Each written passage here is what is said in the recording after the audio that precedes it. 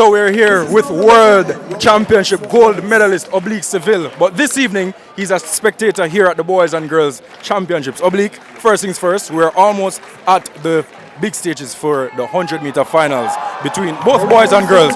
What are your predictions for your Red Hills Road outfit, Calabar? I mean, this is not the strongest team, but what we have done in the past showed a lot towards this new generation, and I hope they can take what we have done in the past and bring it to these champs this year and even next year, because I know that we have a little up and down, but I just hope for the best. This may not be the year for Calabar, but who are some boys that we should be looking out for, or even if it's just one standout boy? It has to be from Calabar or any. Well, if you can give me somebody else, go ahead.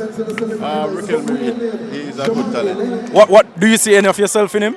Yeah, because I realize how he controls the heat and he just take it one stage at a time.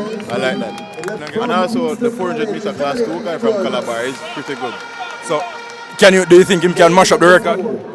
The record is very hard, but I think he can go close to it. Not doubting him though, but I think he can. You used to blaze these tracks back in your days, but this evening you're here at the Boys and Girls Championships as a spectator. What has your experience been like so far? It's a great experience. Good to be back in the stadium on a Wednesday night watching some good spectacular 100 meters. What is there a particular race that you're looking most forward to this evening? Any one of those specific 100 meters? None specific, but you know we as Jamaicans, once it's a 100-meter race, we will be excited, so I'm just here for the fun. Lastly, early in your season, what can we expect this year? Just a better version of myself, a more healthier version, and just look out for great things.